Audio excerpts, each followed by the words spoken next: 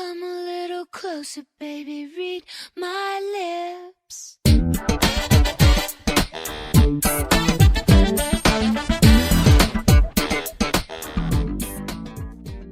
언니들, 찜통 같은 무더위에 잘 지내고 계신가요? 4주차 무지개 트럭의 하리입니다. 제가 느끼기에 올 여름은 유난히 긴 것 같아요. 저는 비교적 더위를 덜 타는 편인데요. 그럼에도 불구하고 이번 여름에는 덥다라는 얘기를 꽤 내뱉었더라고요. 그렇지만 제일 힘들다고 느끼는 건 이 더위가 올해로 끝날 것 같지 않다는 많은 기후학자들의 예측입니다. 덥다고 바로 에어컨을 켜자니 이 행동이 불러올 내년의 여름이 또 걱정되고, 그렇다고 그냥 있자니 더워서 건강을 해칠 것 같고, 그래서 요즘에는 에어컨을 대체할 이런저런 방법을 찾아보고 있는 것 같아요. 양산을 쓴다거나 넥쿨러 같은 아이스 제품들로 몸에 열기를 식히며 다닌다거나 그러면서 말이에요. 그래도 효과가 꽤 쏠쏠하더라고요. 그리고 또 하나가 더 있죠. 8월의 무지개 트럭에 어떤 것을 넣어갈까 고민하다 보면 무더운 낮 시간이 금방 지나가기도 하더라고요. 언니들도 이번 무지개 트럭으로 시원한 여름밤이 되실 수 있었으면 좋겠네요. 그럼 오늘도 한번 달려볼게요. 8월의 무지개 트럭 출발!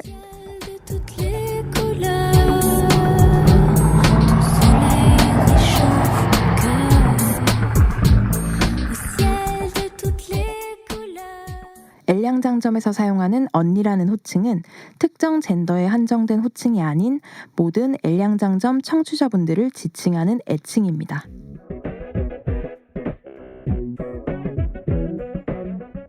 안녕하세요 언니들, 레주파 활동에 힘을 보태어주세요. 기업은행 011-5513-0810 기업은행 011-5513-0810 자동이체를 통한 정기후원 또는 일시후원으로 엘량장점의 언니들의 사랑과 손길을 보내주세요. 언니들께서 후원해주신 금액은 방송 제작비로 소중하게 사용됩니다. 항상 저희 방송을 사랑해주시고 아껴주셔서 감사합니다. 올해 7월에 레주파를 후원해주신 분들입니다. 맑은 날의 지렁이님, 올해에도 잊지 않고 레주파에 보내주신 사랑 마음 깊이 간직하며 더욱 즐겁고 알찬 엘량장점을 만들어가겠습니다. 감사합니다.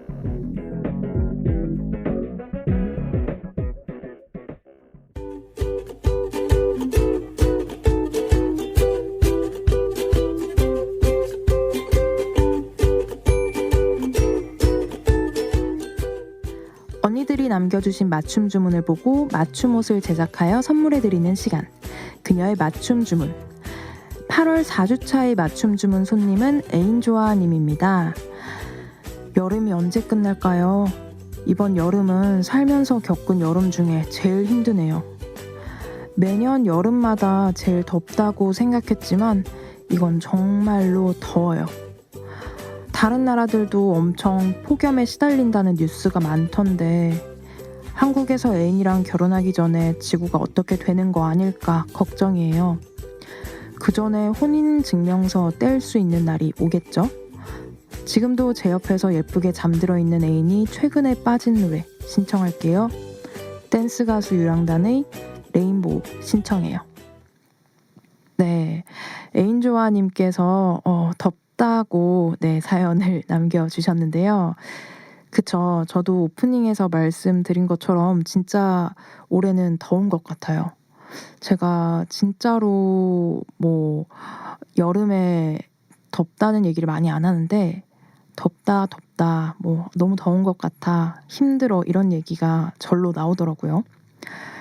그래서 제가 느끼기에도 이번이 제일 더운 여름이 아닐까 싶습니다. 현재까지 나온 여름 중에는. 진짜 폭염뿐만이 아니라 폭우나 폭염이나 아니면 기상 이변들이 좀 많이 생기는 것 같아서 저도 좀 걱정이기는 한데, 그 전에 부디 한국에서 동성혼 또는 최소한 생활 동반자법 이런 것들이 좀 진행이 잘 되어서 저희가 혼인증명서라든가 최소한 한 가족으로 좀 인정을 받을 수 있는 날이 빨리 왔으면 하는 바람이 저도 좀 있습니다. 그래도 뭐 지금 같이 사귀고 계시는 애인분이랑 혼인증명서를 떼겠다라는 마음으로 잘 행복하게 지내고 계시다 보면 언젠가는 그런 날이 오지 않을까 싶기도 해요. 사실은 그런 날을 기다리다 못 기다리고 사실 지치잖아요. 그래서 해외로 가신 분들도 많긴 하겠지만 그래도 또 한국에서 결혼을 하고 싶은 분들이 분명히 계시니까 저희 다 같이 염원을 모아서 이렇게 기다려 보는 걸로 하고, 그러면서도 다 같이 또 이런 법 제정이나 이런 진행 상황에 대해서 관심을 가져주시면 좋을 것 같아요. 올해는 또 여러 가지 무주의 행동이나 아니면은 그런 모두의 결혼 이런 곳들에서 많은 노력들을 특히나 더 하고 있으니까요. 관심 많이 가져주시고 저희도 새로운 소식 있으면은 계속해서 업데이트하면서 소식 전해드리도록 하겠습니다. 그러면 애인조아님의 애인분께서 최근에 빠지셨다고 하는 노래인 댄스 가수 유랑단의 레인보우 듣고 올게요.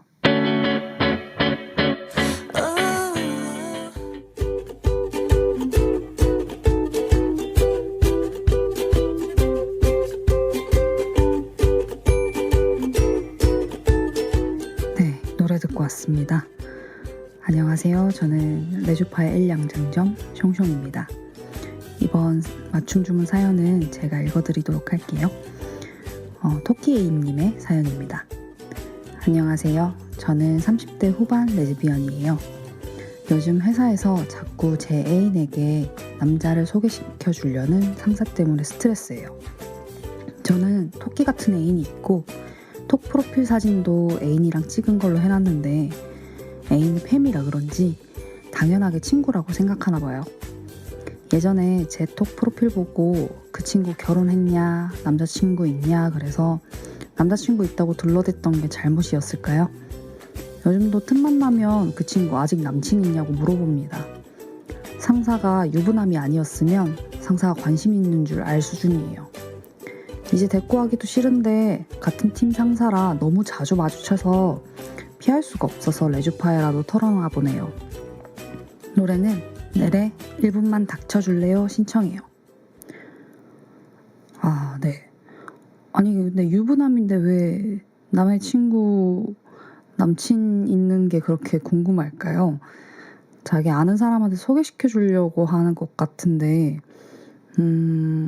조금 오지랖이 지나친 것 같은 그런 느낌이 드네요. 저도 좀 딱 이런 일은 아닌데 예전에 이제 외국에 잠시 있었을 때가 있었는데 그때 이제 그 현지에 여자친구가 있었어요. 근데 있는 상태에서 저희 사촌 오빠가 여행을 온다 그래서 그 당시에 친구랑 그 여자친구랑 좀 투어하는 거 같이 돌아주고 그랬었는데 뭐 그냥 조금 친하게 지내다가 나중에 사촌 오빠가 이제 한국으로 돌아갔는데 그 당시에 여자친구였던 사람한테 막 계속 연락을 하고 뭐 다음에도 만났으면 좋겠다 이러고 이제 뒤에서 뭐 플러팅 같은 걸 한 거죠. 그래서 저는 좀 많이 황당했는데 이런 일이 참 종종 생기기는 하죠. 여자친구를 이렇게 톡 프로필에 이제 설정해 놓는 것도 잘 하지를 못하는데 저는 이제 머리가 좀 짧은 편이어서 여자친구가 생겼을 때 남들이 보는 톡 프로필에 설정을 해놓지는 않거든요. 근데 요즘은 이제 또 멀티 프로필이라는 게 생겨서 다른 분들은 멀티 프로필로 이렇게 해놓으시더라고요. 저는 아직도 그걸 할 줄 몰라서 해놓고 있지는 않은데, 그리고 혹시나 제가 또 실수할까봐 그런 걸 이렇게 왔다 갔다 하다가 혹시 실수할까봐 아직 해놓지는 않았거든요. 그리고 저는 오픈으로 살고 있지만 혹시나 저 때문에 지금 여자친구한테 피해가 갈 수 있으니 그런 걸 좀 자제하는 편이에요. 근데 꼭 꼭 여자친구가 아니더라도 그냥 친구랑 같이 찍은 사진을 이렇게 올려놨더라도 누가 이렇게 와서 막 소개시켜 달라느니 하는 게, 그러니까 한두 번쯤은 그 친구 남자친구 있냐라고 뭐 궁금해서 물어봤을 수도 있겠는데, 계속 물어보는 거는 좀 무례한 것 같아요. 그리고 충분히 사연자분께서 그 대답을 들었을 때, 그것에 대한 대답을 할 때 상사분한테 내가 별로 그 질문을 듣는 걸 별로 좋아하지 않는다는 걸 분명히 티를 냈음에도 불구하고 계속 물어보시는 것 같거든요. 좀 눈치가 많이 없으신 유부남 분이신 것 같습니다. 네, 사연자분의 상사분이 더 이상 이런 질문을 하지 않길 바라면서 내래 1분만 닥쳐줄래요? 틀어드릴게요. 이게 원래 앨범에서는 그 1분만 닥쳐줄래요 노래 앞에 1분의 정적 공간이 있어요. 이제 그 시간 동안 조용히 하라는 의미로 들어있는 건데, 상사분도 조용해지길 바라겠습니다. 노래 듣고 올게요.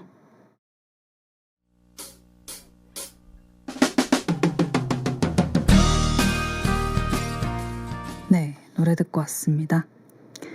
아까 첫 번째 사연도 그렇고 저희 들어오는 사연들 중에 결혼에 대한 얘기가 많잖아요. 근데 최근에 그 김규진님의 임신 소식이 화제가 됐었잖아요. 그 많은 퀴어들이 정확히는 혼인신고가 접수는 되는데 통과가 되지 않으니까 제 생각이 좀 결혼에서 멈춰 있었는데, 갑자기 임신이라는 주제가 떠오르면서 새로운 생각들을 좀 많이 하게 됐어요.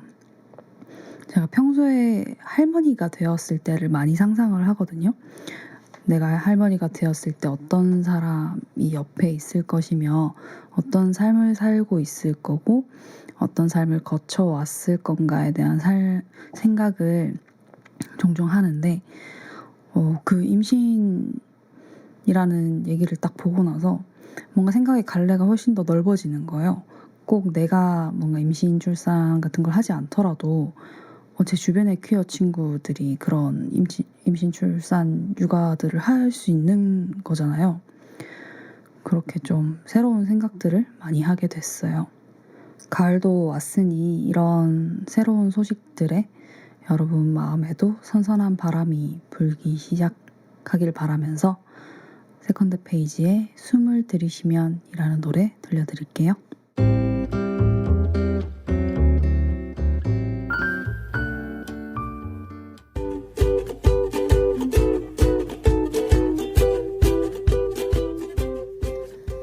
음악 듣고 왔습니다. 맞춤 주문 사연을 보내고 싶은 언니들, 올해 특별한 방법이 추가되었습니다. 그동안 언니들의 사연을 받아오던 방법인 SNS 프로필 링크를 통한 사연 보내기, 다음 카페 레주파이 엘량장점에서 사연 게시판을 통한 사연 보내기, 그리고 이메일 legpa@한메일.net을 통해 보내주시는 방법뿐만 아니라 이제 손편지를 통해서도 사연을 보내실 수 있답니다. 디지털 시대에 휩쓸려 가버린 아날로그 감성이 고픈 언니들을 위해 레주파에서는 손편지로 보내주신 사연도 항상 환영하고 있습니다. 언니들의 손편지 사연은 마포 FM으로 받고 있는데요. 보내주실 주소를 알려드릴게요. 서울시 마포구 성미산로 88 4층 마포 FM 엘량장점팀 앞으로 보내주시면 됩니다. 자세한 내용은 레주파 카페 공지사항 또는 레주파의 SNS를 통해 확인하실 수 있습니다. 언니들의 사연 다음 주에도 기다릴게요.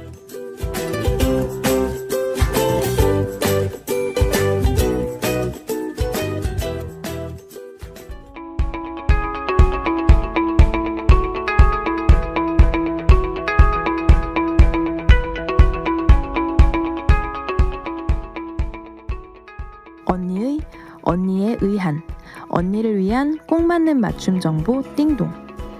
8월 4주차에서 전해드리는 첫 번째 소식입니다. 지난주 띵동에서 제6회 인천 퀴어문화축제 개최 소식을 전해드렸죠. 차별을 넘어 퀴어해 무지개 인천이라는 슬로건으로 개최되는 2023년 제6회 인천 퀴어 문화 축제에서 공식 굿즈가 나왔다는 소식입니다. 인천 퀴어 문화 축제 후원자분들에게 드리는 공식 굿즈 리워드는 펀딩 마감일인 9월 7일까지 펀딩 사이트에서 만나보실 수 있습니다. 물론 현장에서도 직접 후원하고 굿즈를 받아보실 수도 있겠지만 다들 아시잖아요. 복작복작한 퍼레이드 인파 사이에서 빠르게 움직이려면 미리 후원하고 굿즈를 받아가는 것도 좋은 방법이 아닐까 합니다. 굿즈 오픈 소식과 더불어 인천 퀴어문화축제에서는 부평역 일대에서 열리는 퍼레이드의 부스 참가 신청을 받고 있다고 합니다. 축제에 부스로 참여하고자 하는 개인, 단체 및 기업에서는 8월 27일 일요일까지 인천 퀴어문화축제의 부스 참여 신청 링크를 통해 신청해 주시면 됩니다. 신청 링크는 인천 퀴어문화축제의 SNS에서 확인하실 수 있습니다. 다음은 트랜스젠더 난민 티아라의 환승 파티에 관한 소식입니다. 티아라의 환승 파티는 트랜스젠더라는 이유로 본국에서 많은 폭력과 위협에 시달리다 한국으로 건너와 긴 시간 난민으로 인정받기 위해 수많은 무례한 심사 과정을 거쳤지만 결국 난민으로 인정받지 못하고 제3국으로 떠나야 하는 티아라를 응원하기 위한 파티입니다. 제3국으로 떠나기 위해서는 우선 본국으로 돌아가 안전하게 숨어 지내며 여권을 갱신하고 다시 출국을 해야 하는 과정이 기다리고 있다고 합니다. 이에 안전하고 평화롭게 제3국에서 트랜스젠더로 살아갈 티아라를 응원하기 위해 티아라의 친구들, 스윗포테이토 프로덕션스, 그리고 소수자 난민 인권 네트워크에서 이번 파티를 개최합니다. 이번 파티는 9월 1일 금요일 저녁 8시부터 이태원 레스보스에서 열립니다.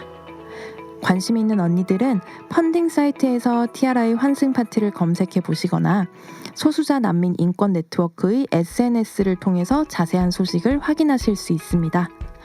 그럼 2023년 8월 4주차의 띵동은 여기까지. 다음 달에도 알찬 소식으로 돌아올게요.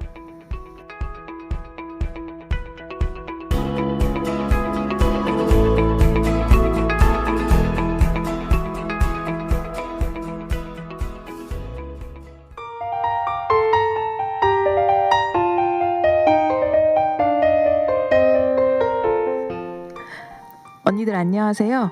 4주차 무지개 트럭의 하리입니다. 올해 8월 23일은 처서입니다. 8월 4주차의 방송일이 마침 처서네요. 처서에는 더위도 가시고 선선한 가을을 맞이한다고 하는데요. 언니들이 느끼기엔 어떠신가요? 저희 레주파의 엘량장정과 함께 선선한 가을을 맞이해 보시는 건 어떨까요? 그럼 오늘 방송도 재밌게 들어주세요.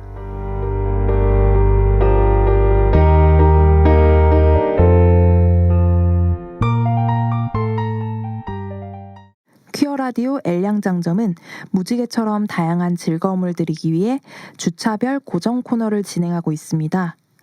이번 방송은 DJ 겸 작가 하래, 엔지니어 숑숑, 그리고 작가 루나가 함께하는 4주차 방송 무지개 트럭입니다.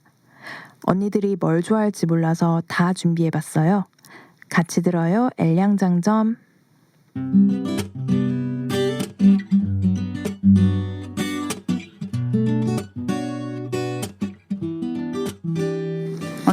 언니가 지금 흥얼거린 노래 무슨 노래인지 알아요? 그거 완전 레지 노래다? 아, 저건 게이 노래고. 이 세상에 퀴어 노래 너무너무 많아. 잘 모르겠다고요? 궁금한 언니들, 자, 잘 들어봐요. 하래와 숑숑 마음대로 이 세상 노래들을 퀴어하게 해석해봅니다. 퀴어적 듣기 평가.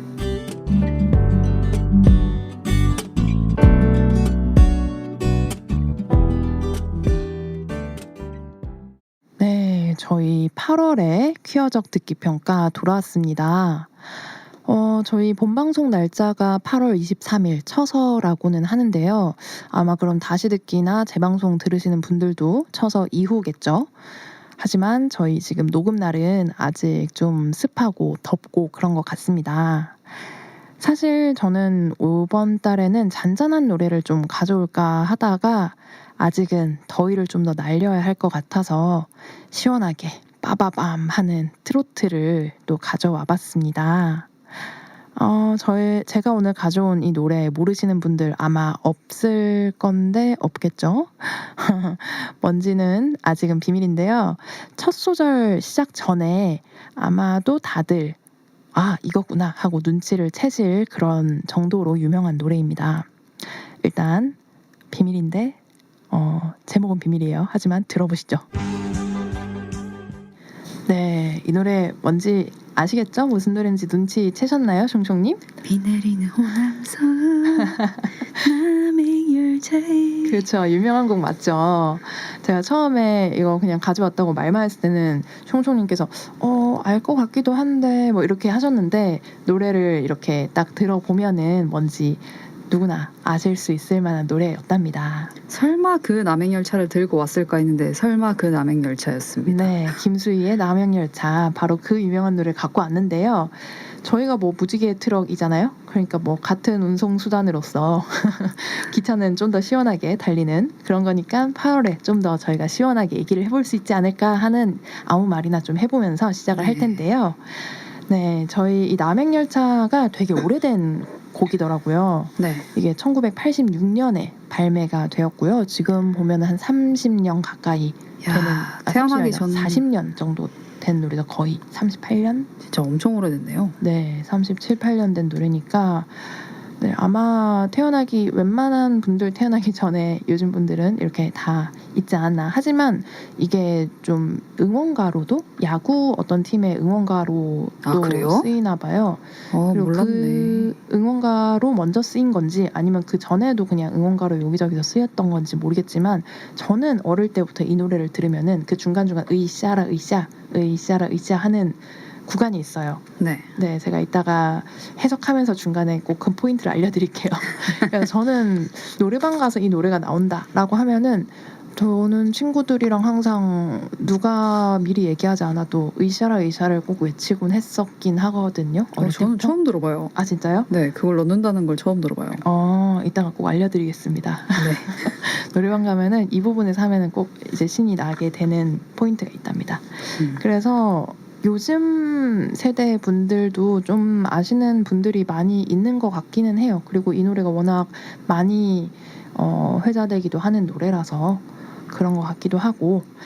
자, 이 노래는 제가 뭐 시원하라고 갖고 온 것도 있고 한 번쯤은 해보고 싶은 노래기도 해서 하는데 처음부터 퀴어 화자로 생각하고 시작하면 좀 더 편하긴 해서요. 제가 모든 것을 이입해서 나의 상황인 것처럼. 네네, 이입해서 하려고 합니다. 제가 여기서 그냥 퀴어 화자인 것을 굳이 밝히겠다고 하면은 형총님이 또 뭐라고 하실 것 같기도 하고. 아니 뭐 제가 네. 뭐라고 하겠어요. 다 이제 자기의 상황을 중심으로 생각을 하는 거죠. 맞아요. 무슨 작품이든지 간에 원래 이입을 하면서 즐길수록 즐겁잖아요. 네. 네. 어쨌든 저는 퀴어 화자로 생각하고 시작을 해보려고 합니다. 일단 1절 처음에 시작할 때 아마 빰빰 하면서 이제 기적 소리처럼 시작을 하죠. 비 내리는 호남선 남행열차에 아까 총총님이 딱 불러주신 그 구간인데 호남선이라고 하면은 다들 뭐 모르시는 분들이 많이 계시는 것 같아서 찾아보니까 대전에서 목포까지 이렇게 가는 이제 그런 노선을 호남선이라고 한다고 하더라고요. 그렇군요. 네, 물론 이제 이게 뭐 더 연장이 되거나 하는 부분도 있겠지만 그걸 호남선이라고 주로 얘기를 한다고 하고 옛날 무궁화호 같은 그런 기차인가요? 이 옛날 일반 기차? 시대면은 네 그런 기차일 거예요. 근데 그거 말고도 저희 뭐 호남선, 경부선 뭐 이런 식으로 얘기하는 거는 경춘선도 있겠지만 보통 이제 남쪽으로 내려가는 게 경부선, 호남선으로 크게 나뉘어서 호남선은 전라도 방향, 경부선은 경상도 방향으로 이렇게 많이들 생각을 할 수 있는데 네. 이게 뭐 열차 말고도 버스, 시외버스, 고속버스 같은 경우도 이제 호남선, 경부선으로 이제 얘기를 많이 하기는 해서 네. 주로 이제 그 방향으로 난 노선을 지칭하는 걸로 저는 알고 있어요. 네. 네, 그래서 어쨌든 전라남도 쪽으로 가는 거다라고 생각을 할 수 있는 남행 열차니까 당연히 올라오는 게 아니라 전라남도로 이제 가는 중이다. 라고 저희가 일단은 화자의 상황을 알 수 있고, 흔들리는 차창 너머로. 자, 흔들린다고 하는 거는 밖에서 보기에는 보통 차창이 흔들리지 않고 안에서 봤을 때는 차창이 이제 덜컹덜컹 하면서 흔들리기는 해요. 특히 요즘 뭐 KTX 같은 것들은 차창이 흔들릴 리가 없겠지만 근데 이 단어 자체를 네. 사실 저희가 막 기차에서 그 창문들을 차창이라고 하는 거를 네. 거의 안 했던 것 같은데 이 노래에서만 이 차창이라고 하는 게 너무 익숙해요. 저는 차창이라고 그렇게 많이 지칭해서 사용 안 하지 않아요, 요즘은? 그런 거 같기도 해요. 요즘에는 일단 확실히 차창이라는 얘기는 안 하죠. 그냥 네. 차의 창문을 얘기하는 게 차창이긴 한데요. 사실 저 이거 계속 그건 줄 알았어요. 찻잔 너머인 줄 알았어요. 아, 진짜요? 다들 그렇게 알고 계시는 분들 분명히 계셨을 것 같긴 해요. 뭐 물론 기차를 타고 있으면 찻잔이 흔들리기도 하겠지만 네. 네, 더 뭔가 저는 격정적인 열차를 생각을 하고 있었는데 되게 열차에서 차 한 잔 즐기는 그런 버전으로 알고 계셨군요. 네, 옛날에는 다 먹을 거 먹고 그랬으니까. 그건 그렇죠. 요즘 이제 코로나 전까지는 다 먹긴 했었으니까. 하지만 이때는 86년 발매곡이라는 거 저희가 생각해주면서 이제 차창이 흔들린다는 게 방금 말씀드린 것처럼 기차 안에서 이제 흔들리는 것을 본다. 그 당시에는 실제로 차 창문이 흔들렸는데요. 이 얘기하면 너무 나이가 들어 보이나요? 어쨌든 간에 전 처음 들어봐요. 그렇군요. 그런 기차 안 타보셨나요? 그런 기차가 있어요? 원래 그러니까- 그러니까- 기차를 타면 차가 딱 네. 창문이 붙어 있잖아요. 네, 창문은 붙어 있는데 이제 안에서 근데 덜컹덜컹하는 그 느낌 때문에 제가 흔들린다고 생각한 것 같은데 그거 말고도 흔들리는 차창일 수도 있는데 흔들리는 차창 너머라고 생각할 수도 있죠. 그렇죠. 네, 그러면은 차창 너머가 흔들리게 보이는 것조차도 결국은 안에서 봐야지 흔들려 보이는 거니까 네. 이 화자는 기차 안에서 창 밖을 보고 있구나라고 저희가 생각을 할 수 있고, 그 다음 가사가 빗물이 흐르고 내 눈물도 흐르고 뭐 울고 있다는 거죠. 비가 오는 날 울고 있는 화자인데요. 왜 우는지 한번 다음 가사를 볼 텐데요. 잃어버린 첫사랑도 흐르네. 자, 여기서부터 시작됩니다. 첫사랑도 흐른다. 제가 아까 퀴어 화자로 생각한다고 했죠. 이게 잃어버렸다는 게 네. 이 어쩔 수 없이 나는 첫사랑이라고 생각하지만 이걸 누구에게도 얘기할 수 없어서 잃어버린 첫사랑이라고 얘기할 수도 있겠네요. 맞아요. 이거를 다른 데서는 이제 이걸 첫사랑으로 인정해주지 않아서 잃어버린 첫사랑이라고 이제 얘기를 충분히 할 수 있다고 저희가 퀴어 화자로 생각하면은 그렇게 해석이 가능하겠네요. 네.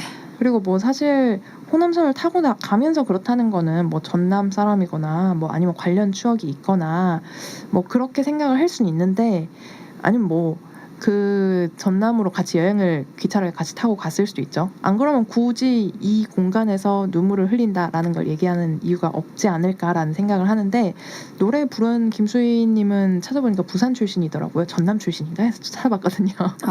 근데 좀 신기하긴 해요. 왜냐면 이게 지금 80 몇 년도에 발매가 된 곡이면 네. 그때도 이제 지역 감정 같은 게 좀 있어가지고 네. 그 경상도 분들은 네. 막 호남, 전남 막 이런 네. 곡이면 네. 뭐 다른 생각을 가지셨을 수도 있을 것 같은데 저는 진짜 옛날부터 이 노래를 듣고 자랐단 말이죠. 맞아요. 경상도 분들도 굉장히 좋아하는 노래라서 맞아요. 네. 좀 그렇군요. 아니면 뭐 호남선 자체는 문제가 없을 수 있다라고 생각을 할 수도 뭐 전국 통일의 있죠. 노래네요. 그러게요. 하지만 만약에 진짜 그렇다라고 생각하면 이렇게 생각할 수 있죠. 부산 화자이지만, 부산에 사는 부산 출신의 화자이지만 이 호남선을 타고 간다, 이 전남에 대해서 어느 정도의 애정을 가지고 있다, 잃어버린 첫사랑까지 얘기를 한다라는 거는 그 정도로 사랑이었다, 찐사랑이었다라고 생각할 수도 있죠. 그 시대로 생각을 하면. 네. 노래가 너무 좋았던 것으로. 네, 어쨌든 그렇게 생각을 하면서 저희가 후렴으로 넘어갑니다. 깜빡깜빡이는 희미한 기억 속에, 뭐 추억을 떠올린다는 얘기겠죠. 하지만 그게 깜빡깜빡이는 희미한 기억이라는 게 좀 오래됐거나 아니면은 보통 너무 좀 슬픈 감정을 극심하게 겪거나 충격적인 어떤 상황에 맞닥뜨리면 사람이 기억을 좀 일부 잃기도 하잖아요. 기억이 좀 잘 안 나는 부분도 생기고 스스로 좀 삭제를 하더라고요. 그래서 그런 깜빡깜빡이는 희미한 기억이 될 수도 있겠다라는 생각이 좀 들고요. 다음 가사가 그때 만난 그 사람 말이 없던 그 사람이에요. 근데 이제 사실은 그때 만난 그 사람을 보면은 그냥 만난 적이 있다는 얘기로는 볼 수 있는데 말이 없던 그 사람이라고 하면 두 가지로 생각을 해볼 수 있거든요. 만났는데 말수가 적었다. 근데 다른 해석으로는 저는 이 해석을 조금 더 힘을 실어주고 싶은데요. 알고 보면 이게 실제로 만난 것이 아니고 그 혹시 펜팔 아시나요, 종종님? 모른 척 하고 싶어요. 안다고 하면 그러면 얘기를 해볼게요. 요즘에도 사실 이제 펜팔이 없나라고 찾아봤더니 뭐 SNS 같은 걸 통해서 펜팔, 특히 외국인과 하는 펜팔 이런 것들 많이 있더라고요. 네, 요즘은 네네. 그냥 핸드폰 어플로 있더라고요. 네네네. 펜팔이. 어플이나 뭐 SNS나 뭐 이런 펜팔 어플도 따로 있고 이렇게 하더라고요. 외국어 능력 향상을 위해서 좀 더 하시는 분들도 많은 것 같고 네. 뭐 등등인 것 같은데, 근데 예전에 원래 펜팔 자체가 뭐 인터넷도 없고 그리고 뭐 통신 수단도 거의 많지 않고 전화도 그렇게 많지 않았던 그런 시대에 이제 뭐 편지로 왔다 갔다 하면서 이렇게 펜팔 친구를 많이 사귄 시절이 있어요. 그게 이제 80년대다 보니까 그때는 그 편지 펜팔로 저희가 추정을 하고, 그래서 만났다라는 게 뭐 진짜 만났을 수도 있겠지만 펜팔 친구들도 서로 만나긴 하니까, 근데 안 만났었어도 이제 펜팔로서 서로 이제 소통을 했다라고 네. 생각을 할 수 있고, 펜팔이 편지였다면은 말은 없었을 수 있죠. 글은 있었지만. 그렇죠. 네. 그래서 뭐 그런 식으로 저희가 해석을 해볼 수 있지 않을까라고 저희가 생각을 하는데, 특히나 당시에는 뭐 이런 이성 관계 같은 게 80년대잖아요. 뭐 되게 엄청나게 그렇게 이성 펜팔보다는 자연스럽게 이렇게 있는 것보다는 그 동성 펜팔이 조금 더 많았다는 그 사실. 더 많았던 거예요? 그게 훨씬 더 그냥 펜팔 친구 이런 식으로 많이 사귀었다고 하더라고요. 네, 저도 들어보니까 그렇게 알고 있어요, 저도. 그래서 그런 상황으로 해석을 할 수 있겠습니다. 네. 네, 이제 다음 가사는 자꾸만 멀어지는데 뭐 펜팔 빈도가 점점 줄어든다라고도 이제 해석을 할 수 있겠고요. 네. 만날 순 없어도 잊지는 말아요. 당신을 사랑했어요까지 나오는데 계속 이제 펜팔을 하고 싶은 화자인 거죠. 이거는 만날 순 없다가 이제 펜팔을 하면서 직접 뭐 만나지는 못하더라도 펜팔은 계속 잊지 말고 뭐 해달라. 어쩔 수 없이 어쩔 수 없이 연락이 끊기고 그 사람이 어디로 이동을 했다거나 네네. 아니면 뭔가 다른 일을 해야 한다거나 그래서 당신을 못 만난다고 이렇게 선을 이렇게 딱 그어버렸을 때, 맞아요. 소통을 할 수 있다라는 그 만남, 소통을 만남이라고 생각했을 때 소통을 못 하더라도 나의 존재를 잊지 말라라고 생각할 수도 있겠죠. 네. 네. 하지만 결국 화자는 자기 감정을 드러내죠. 당신을 사랑했어요라는 말은 오늘도 슬픈 거네요. 네. 또. 왜냐면 나는 한국의 K-팝의 정서 한 아시잖아요. 저는 한 싫어요. 왜 이렇게 맨날 그리워하고 슬퍼하고 이 퀴어 바닥에 제발 해피엔딩 좀 있었으면 좋겠어요. 맨날 퀴어 영화 보면 맨날 슬프고 네. 맨날 커밍아웃 언제 할지 맨날 맘 졸이고. 맞아요. 그런 게 더 많죠. 그래도 요즘은 조금 더 밝게 끝나는 퀴어 영화들도 있긴 한데, 이 밝은 영화가 많이 나오려면은 현실이 좀 밝아야 되지 않을까 싶기도 하고요. 네, 안 그러면 너무 판타지잖아요. 네, 어쨌든 왜냐면은 당신을 사랑하는 화자라서 당신을 사랑했어요라고 얘기를 하는 건데, 네. 아마 펜팔 친구분은 그 짝사랑을 몰랐을 수도 있겠지만, 만약에 상대방 이 화자가 자기를 짝사랑하는 걸 좀 알았거나 아니면 어느 정도 느낌을 좀 느꼈거나 하면 뭐 사랑까지 뭐 느낌 정도로만 알고 사랑이라고까지는 생각을 못했더라도 좀 부담스러웠을 수도 있고, 아니면 그냥 진짜로 별로 잘 몰라서 자기 상황에 따라서 아까 숑숑님 얘기한 것처럼 내가 상황이 좀 바빠졌거나 뭐 이런저런 일이 있어서 더 펜팔을 못할 것 같아라고 그냥 끊는 걸 수도 있죠. 하지만 화자는 이제 절절한 거죠, 마음이. 네. 그러고 나면 이제 2절이 시작됩니다. 비 내리는 호남선 마지막 열차. 근데 아까 1절에서 보면 그때는 차창이 흔들리고 뭐 남행열차를 타고 간다 뭐 이런 것들을 얘기를 했는데, 지금은 기차 바깥으로 추정이 됩니다. 아까 차창이 흔들리는 것까지 봤는데, 차창 너머가 흔들리는 것도 봤는데, 지금은 마지막 열차를 좀 어느 시간이 흐른 뒤에 바라보고 있는 화자로 저희가 해석을 한번 해보려고 하고요. 기적소리 슬피 오는데 라는 거는 기적소리 요즘은 많이 없긴 한데 옛날에는 기적소리 울리면 네. 이제 그 출발하기 전에 기차가 기적소리 네, 빵빵 하고 울리잖아요. 그거 그게 빵빵이에요? 아니요. 뽀뽀 같은 그런 소리 있잖아요. 토마스 소리. 네, 그런 소리인데 이게 그 1절, 2절 시작하기 전에 빰빰 하고 시작되는 그 소리를 이거 기적 소리를 표현을 한 게 아닐까 그렇게 네. 생각을 해서 그렇게 이해를 해주시면 될 것 같고 이 기적 소리가 울린다는 건 방금 말씀드린 것처럼 곧 기차가 출발할 것을 이렇게 의미를 하는데 하지만 마지막 열차, 마지막 기차에도 타지 못하는 화자의 슬픔이 이제 기적 소리가 슬피 운다라고 이렇게 표현을 하지 않았나 그렇게 해석을 합니다. 이 펜팔이라고 말씀하시니까 그 영화 생각나지 않아요? 어떤 영화요? 그 겨울에 편지 주고받는 영화. 겨울에 한두 명이 아니 연희에게가 아닌데 이름 뭐지? 윤희에게? 윤희에게. 그 네. 감성. 그렇죠. 그 감성을 생각하면서 들어도 괜찮을 것 같아요. 그럼 훨씬 또 시원하게 들을 수 있지 않을까. 눈 내리는. 네, 어쨌든 뭐 2절 마지막은 또 비슷해요. 빗물이 흐르고 내 눈물도 흐르고 잃어버린 첫사랑도 흐르네 하는데 이제는 또 왜 울었나라고 생각을 해보면은 1절에서 온 거랑은 조금 다르게 1절에서는 첫사랑의 마음을 되돌리려고 저는 내려갔다고 생각을 하거든요. 남행 열차를 타고 이제 내려갔는데 결국은 되돌린다거나 아니면 뭔가 조금 총총님 해석에 따르면은 그 찾으러 갔을 수도 있죠.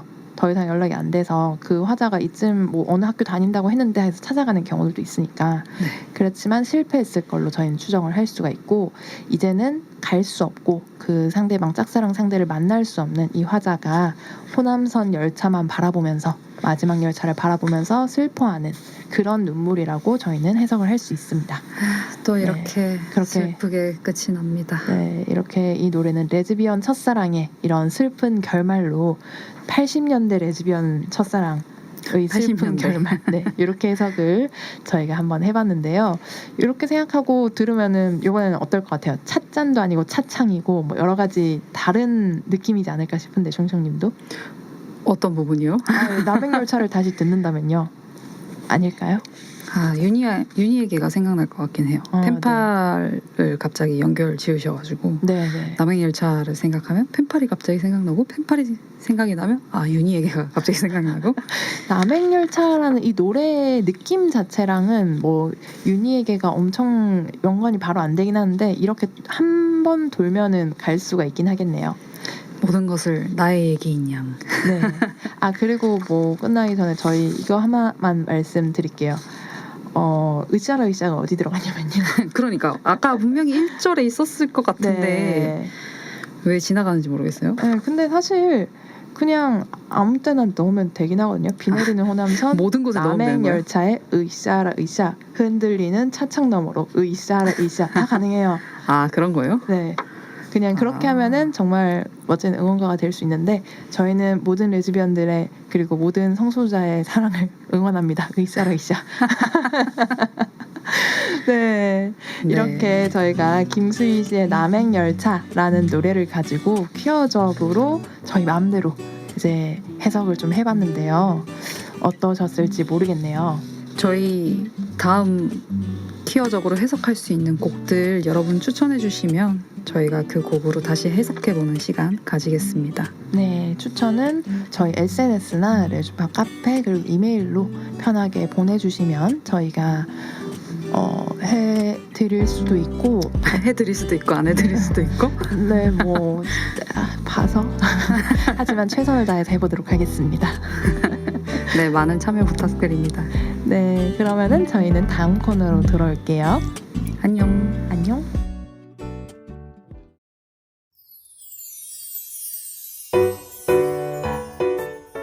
언니, 어디 가? 나 상담소 가지. 왜? 무슨 힘든 일 있어? 상담받아?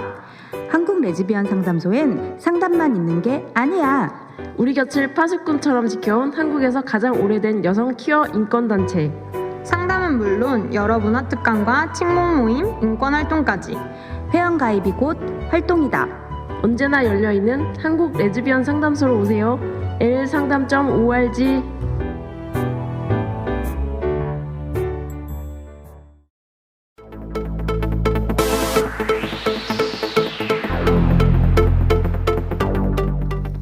옛날 어느 옛날에 거짓말을 잘하는 사람이 살았어요. 그러던 어느 날 거짓말이 거짓말을 낳게 되면서 걷잡을 수 없는 지경까지 가게 되었지만 결국 알아주는 사람 없이 혼자 외로워졌다고 하는데요. 사실 사람들의 눈을 피해 탈반을 하겠다고 얼마나 노력했게요. 입에서 입으로 전해 내려오는 언니들이 알고 있는 바로 그 이야기 속에서도 탈반 시도는 유구하게 존재했다는 사실. 믿거나 말거나 작심 탈반 시즌 5. 여름 특별편 양치기 소년. 옛날 어느 곳에 모든 생명체와 더불어 살아가는 피곤한 이 나라에 고2 여고생이 살았어요.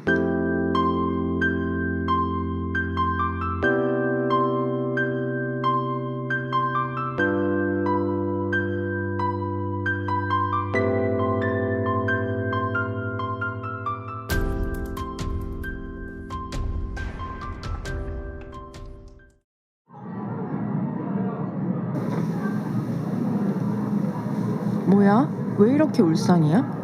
진짜라니까 3반 친구도 들었대. 에이, 요즘 수능 때문에 애들이 헛것 보는 거 아니야? 그렇기엔 너무 많은 애들이 본 것 같은데. 어휴, 인간아. 그런 이상한 얘기에 신경 쏟지 말고 모의고사 준비나 해. 아니 저번에는 양호실에서 이상한 게 나와서 애들이 2번째 침대 쓰지 말라고 얘기 나왔었잖아. 아유, 그런 거 다 미신이라니까. 내가 거기서 잤는데? 귀신 얘기 한두 번 나오는 것도 아니고. 진짜 귀신 있으면 어떻게 하려고 그래. 하여튼 귀신 얘기 너무 믿는 것도 안 되는데. 뭐만 하면 귀신이 어쩌고 저쩌고. 이씨, 네가 너무 겁이 없는 거지. 오구, 그래요? 나는 태어나서 엄마 뱃속에 겁을 두고 왔나 보네요. 야, 너 뒤에 뭐. 겁이 넘쳐서 뚝뚝 흐르고 있어. 야, 이하영. 맨날 놀려. 오늘 새 학기인데 진짜 누구 만날지 걱정이다. 너무 괴로워. 하여튼 파워 내향인. 아유, 그렇게 걱정하지 마. 우리 같은 반이잖아. 뭐 그렇긴 한데 넌 너무 파워 외향인이잖아. 그러니까 너랑 나랑 같이 있으면 제로가 되어서 잘 지내겠지. 그거 칭찬이야? 그럼 욕이겠어. 좋은 일이 있겠지. 좋은 일이 뭐가 있겠어. 나는 새 학기만 되면 악몽이야.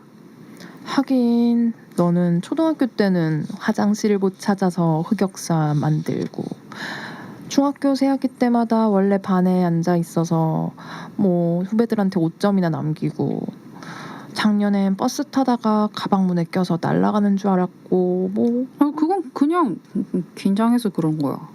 이번엔 뭐 그래도 내가 있는데 무슨 상관이야? 괜찮아. 몰라. 벌써부터 망한 느낌이야. 힘내라 친구야. 버스 왔다. 타자.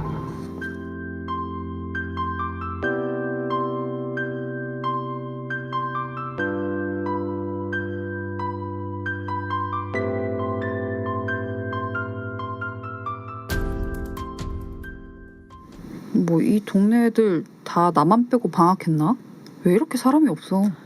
오늘 새 학기라서 그런 것 같은데 다들 설레서 잠 못 자다가 일찍 갔나 보지?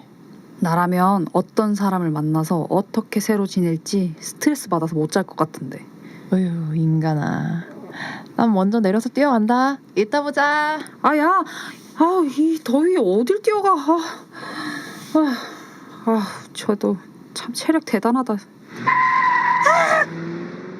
괜찮아? 네, 감사합니다. 교복 보니까 같은 학교네. 1학년? 2학년?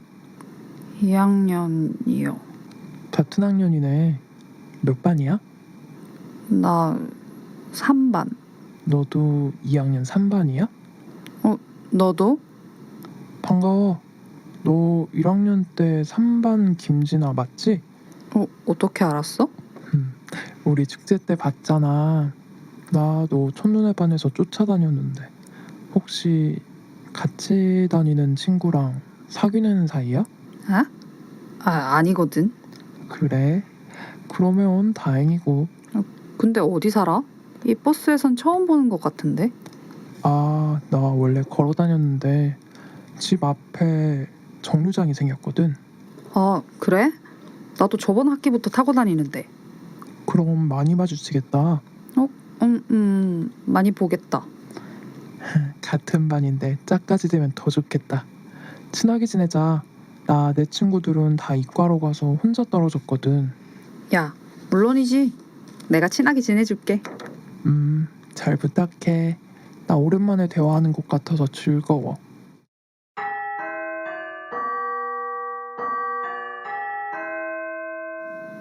아, 맞다. 반장은 전달 사항이 있으니까 잠깐 따라오라고 하던데 들었어?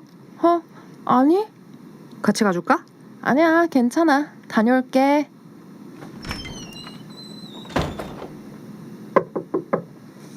네 친구 아직도 눈치 못 챈 것 같은데? 그러게.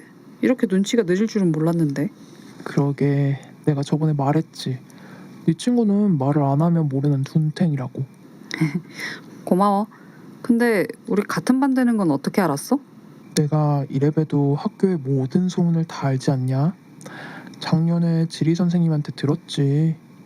듣자마자 이것은 운명의 데스티니라고 생각하고 행동으로 실천했다. 이거 아니냐? 하여튼 사실 너한테 들켰을 땐 아차 싶었는데 이렇게 도움이 되네.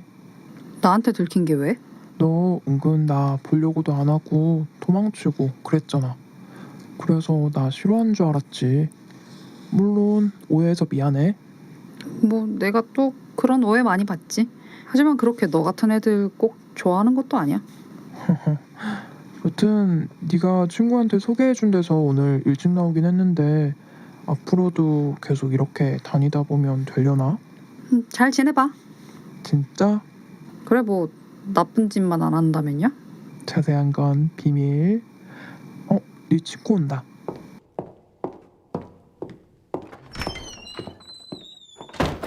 김진아, 뭐해? 너 요새 자꾸 누구랑 통화하냐? 질투나네. 왜? 무슨 일인데? 아니, 그냥 피곤하네. 아, 맞다. 네가 나한테 저번에 말해준 거 기억나? 내가 뭘 말했더라? 양호실 2번째 침대에 선생님 귀신 있다며. 그랬지. 그리고 3층 화장실 마지막 칸에 앉아있으면 누가 문 두들긴다며. 그래서 대답하면 조용하고 다시 가만히 있으면 또 문 두들기고. 그래서 마지막 칸 갈 때는 노래를 불러야 한다는 그 얘기? 응. 그래서 우리 반 친구들한테 얘기했더니 그런 걸 왜 믿냐고 그러잖아. 그래서 그렇게 억울해하고 있는 거야? 아니, 맨날 내가 뭐만 하면 놀리고 안 믿고, 아니 그러면서 자기가 무서운 얘기할 때 반응 안 하면 엄청 뭐라고 하고. 그래서? 야, 내 반응이 그렇게 재밌냐? 그럼 이 아영 반응 재밌지. 엄청 소문났는걸? 누구한테? 그냥 정교해? 반응이 재밌다더라 정도로만? 아, 뭐야, 너도 나 놀리는 거지? 나는 예뻐하는 거지. 너도 똑같아, 진짜.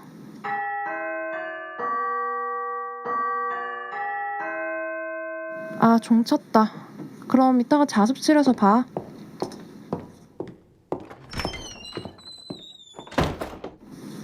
맞다, 김진아. 내가 아까 가봤는데 마지막 칸에 아무것도 없던데? 그걸 또 혼자 가봤어? 이것 봐, 내가 아무것도 없다고 했지? 자, 김진아 학생, 이제 어이어 집중해서 공부하세요. 너도 진짜 특이하다.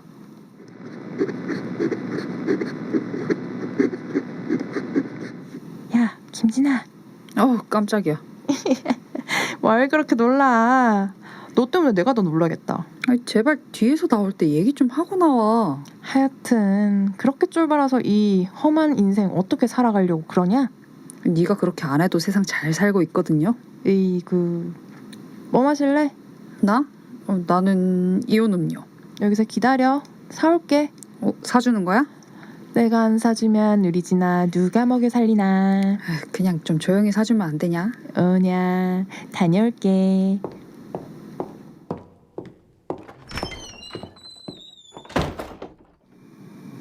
진아야, 언제 왔어? 나 방금. 친구는? 음료수 사러 갔어. 그렇구나. 아, 맞다. 아까 4층에 그 선배와 있더라. 누구? 그 단발머리 언니? 잠깐 일이 있어서 다른 곳에 있었대. 어쩐지 요즘 안 보인다 했더니 난 또 간 줄 알았지. 에이, 그렇게 쉽게는 못 갈걸? 김진아, 언니 왔다. 빨리 왔네. 뭐하고 있었어? 나 친구랑 얘기 중이었어. 무슨 이 늦은 시간에 통화를 하냐? 야, 빨리 나와. 경비 아저씨가 이제 문 닫는데. 알았어. 쟤 진짜 내가 안 보이나 보네. 내가 그랬잖아. 쟤 기 엄청 센 거 같다고. 저번에 양호실 선생님이 자기 누워있는데 그 위에 눕는 사람 처음 봤다고 엄청 충격받더라. 나도 쟤 놀리려고 화장실에서 문 두들기는데 들리지도 않나 봐. 반응도 안 해서 당황했어. 제발 애들 놀리는 거에 맞들려서 괴담 더 생기게 하지 말고 조용히 넘어가자 우리. 나야 진아가 놀아주면 다른 인간들은 안 건들 거니까 괜찮아. 그래. 너네 때문에 나만 괴담 잘 아는 거짓말쟁이가 되는구나. 아휴, 내 팔자야.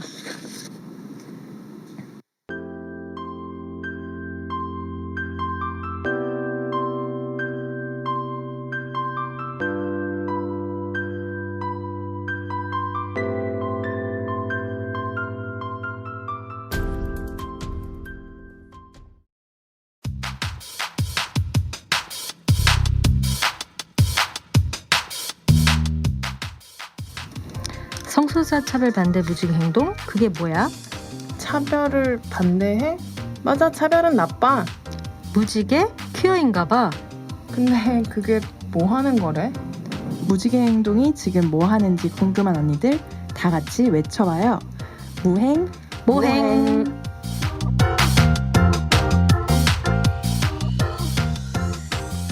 네, 저희 8월에 무행, 모행 돌아왔는데요. 저희 3월부터 7월까지 되게 다양한 단체와 함께 무행, 모행 진행했는데 8월에도 되게 멋있는 분들을 저희가 모셔봤어요.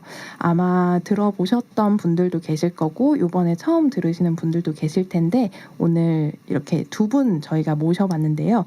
공익인권법재단 공감에서 두 분 나와주셨습니다. 안녕하세요. 안녕하세요. 안녕하세요. 네, 저희 그러면은 두 분이라고 했으니까 이렇게 서연 변호사님부터 한 분씩 간단하게 소개 부탁드릴게요. 네, 안녕하세요. 저는 공인권법재단 공감에서 일하고 있는 장서연 변호사입니다. 네, 안녕하세요. 저는 백수연 변호사입니다. 네, 반갑습니다. 와.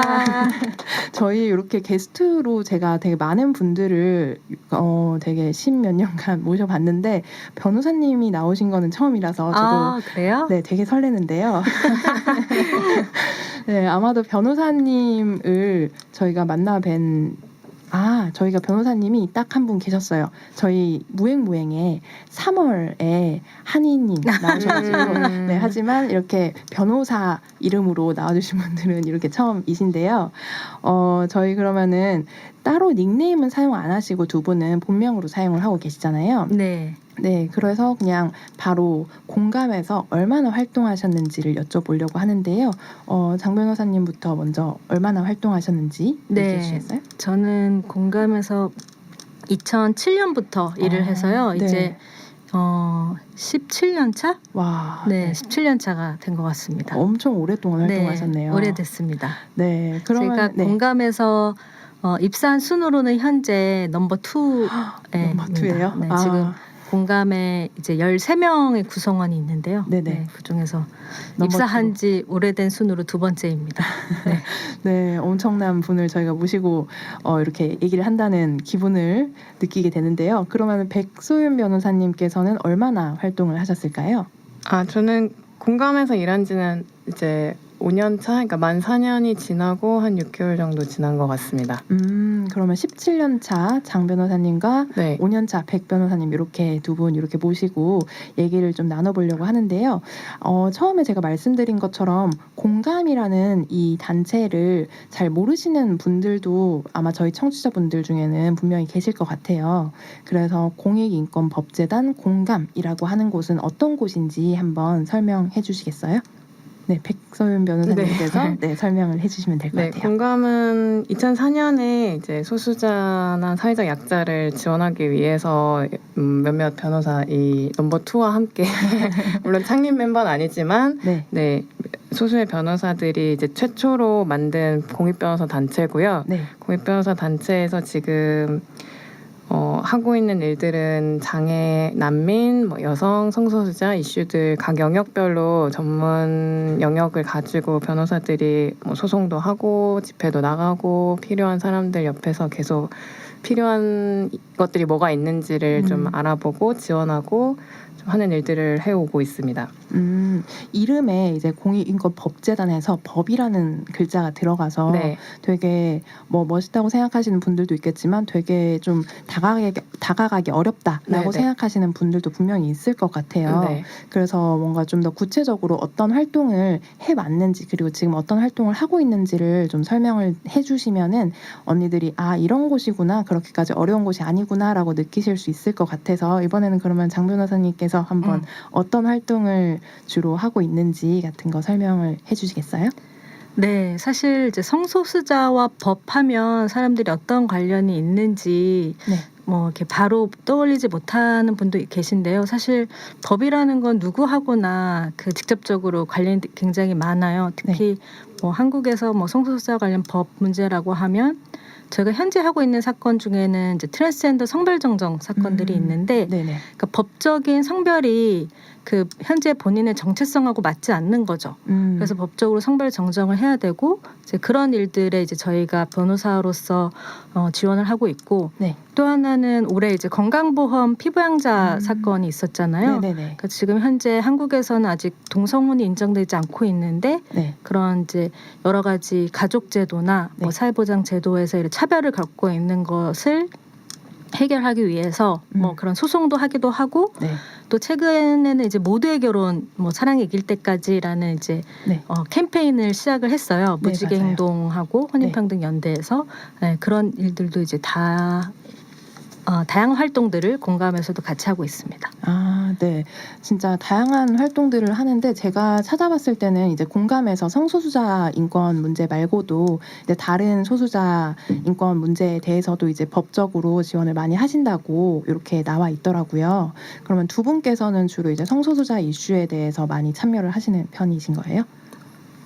네, 저희는 이제 여러 팀들이 있는데 일단 장서연 변호사님이랑 저랑은 근데 이게 제가 최근에 일한 장소 중에 변호사라는 단어를 제일 많이 쓴 공간이 지금 여기인 것 같은데 사실은 이렇게 서로 변호사라고 많이 부르나 우리가 서로를 어떻게 호칭을 하세요 주로? 저는 많이 붙여서 불러요. 백변님 이렇게 부르고 근데 백소연 변호사는 또 활동가 출신이라서 그냥 소윤 이렇게 많이 불러요. 그러면은 두 분은 제가 뭐라고 부르면 좀 더 편하실까요? 그냥 변호사님이라고 하시는 게 편하세요? 아니면은 이제 서연님, 소윤님 이렇게 하시는 게? 뭐 편하신 대로 부르시면 되는데 좀 어색해서 일단 근데 일단 그래서 장 변호사님을 지금 제가 장 변호사님이라고 불러야 하는지 장이라고 평소에 부르던 것처럼 불러야 되는지 편하게 하셔도 언니들 장 변호사님과 장과 서연님은 다 같은 동일 인물이라고 들어주시면 될 것 같습니다. 장변님은 장변님 성소수자 팀에서 저랑 같이 일을 하고 있는 중이고 저는 이제 여성 인권 팀에서 일을 하면서 주로 성폭력 피해자들을 지원하는 피해자 변호사로 대리 일을 많이 하고 있습니다. 또 여러 가지로 문어발식으로 활동을 많이 하는 건 또 장변이 여러 가지로 하고 있어서 또 직접 들어보셔도 재밌을 것 같습니다. 백변님 같은 경우에는 N번방 디지털 성폭력이나 이런 쪽으로도 많이 지원을 하고 있고요. 저는 성소수자 인권 외에 그 빈곤과 복지 영역에서 하고 있어요. 그래서 홈리스나 네. 뭐 쪽방촌 문제 이런 활동도 하고 있습니다. 되게 다양한 쪽으로 정말 한 사건만 하시는 게 아니라 여러 가지를 그냥 동시에 많이 진행을 하시는 편이신 거네요. 네, 이제 공감이 뭐 소수자뿐만 아니라 뭐 네. 사회적 약자를 네. 위한 이제 법률 지원하는 단체거든요. 네네. 그래서 다양한 대상으로 네, 지원 활동하고 있습니다. 네, 되게 다양한 쪽으로 사건을 많이 접수 이렇게 많이 받으실 것 같기는 해요. 사실 사회적 약자나 소수자 문제에서 이제 법률적인 지원이 필요한 분들이 분명히 많이 계실 텐데 이거를 좀 이렇게 공감처럼 전문적으로 이렇게 같이 해주시는 단체가 공급에 비해 수요가 좀 더 많지 않나. 네, 그런 생각이 좀 듭니다. 네, 그럼 되게 다양한 활동을 공감해서 해주시고 계신데 법이라는 단어가 들어가다 보니까 공감해서 이제 활동을 하겠다라고 마음을 먹는다고 해도 내가 법적으로 뭔가 잘 알거나 법률 지식이 없는데도 활동할 수 있을까라고 좀 고민이 되시는 분들도 분명히 있을 것 같아요. 이 활동 자체는 너무 나도 같이 하고 싶은 활동이고 공감해서 하는 활동에 좀 도움이 되고 싶다거나 여러 가지 생각을 하시는 분들이 있다면 그분들이 만약에 법률 지식이 있어야만 활동할 수 있나라고 질문을 하신다면 어떻게 이렇게 대답을 해주실 수 있는지 궁금한데요. 사실은 지금은 법률 지식이 그러니까 법률 지식이라기보다는 자격증이 있는 변호사 플러스 또 비변호사 구성원들도 같이 일을 하고 있기는 한데 이게 뭐 저희가 재정이 충분한 게 아니기 때문에 모든 분을 모시고 싶지만 그럴 수는 없는. 근데 이제 지금 현재로서는 조금 더 공익 변호사 활동을 할 수 있는 변호사 자격을 갖춘 사람을 영입을 더 해서 조금 더 많은 사람들이랑 좀 일을 해보면 좋지 않을까 그렇게 생각을 하고 있습니다. 네, 뭐 공감에서는 주로 이제 변호사분들께서 활동을 하시는 거고 이제 일부 변호사가 아니신 분들도 계시기는 하지만 뭐 활동가를 따로 뭐 이렇게 적극적으로 받고 계시는 편은 아니시라는 거죠. 네. 근데 대신에 저희가 자원활동가를 기수별로 모집을 해서 혹시 희망하시는 분들은 저희랑 같이 파트너로 또 동료로 이렇게 일할 수 있는 기회를 1년에 2번씩 프로그램을 만들어서 진행을 하고 있어요. 그래서 뭐 그런 자원활동이나 아니면 뭐 연구진으로서 어떤 연구 특정 주제를 가지고 연구를 같이 하고 싶다라고 한다면 펠로우십 제도 같은 거를 유연하게 또 운영하고 있는 게 있어서 혹시 관심이 있으시면 문의 메일을 대표 메일로 주시면 저희가 또 논의를 해서 결정하기도 하고 뭐 일정 같은 걸 안내 드리기도 하고 있습니다. 그래서 그런 프로그램을 또 이용하시는 분들도 있어서 혹시 원하시면 문의를 주셔라. 그러면 자원활동을 하면 어떤 활동을 주로 자원활동가들은 하게 되나요? 저희가 2005년부터 이제 자원활동가 제도를 도입을 했는데 그 한 5개월 정도 이제 주 2회 10시간 주 10시간씩 이제 활동을 하고 있고 주로는 지금 저희가 같이 하고 있는 활동 뭐 리서치나 뭐 해외팀 같은 경우에는 뭐 해외 자료 리서치, 번역 뭐 이런 일들을 하고 있어요. 네. 그래서 주로는 그전에는 뭐 지원자가 많아서 선발을 하기도 했는데 최근에는 지원자를 추첨하는 방식으로 변경을 해서 했고 그래서 저희 자원활동가들 거쳐간 분들이 이제 한 300명 정도가 넘는데 그 중에는 뭐 백소연 변호사도 자원활동가 출신인데 공익 변호사가 돼서 다시 이제 같이 일을 하시는 분들도 있고 뭐 아니면 언론으로 뭐 가시거나 이제 다른 일들 뭐 활동가로 일하시는 분들도 있고 그렇습니다. 되게 좋은 뭔가 활동 인권에 관심이 있고 뭐 소수자나 사회적 약자에게 관심이 있는 분들한테는 되게 활동 초기에 좋은 초석이 될 수 있을 것 같네요. 네, 그래서 후기는 어떠신가요? 자원활동가 해보셨던 자원활동가 후기요?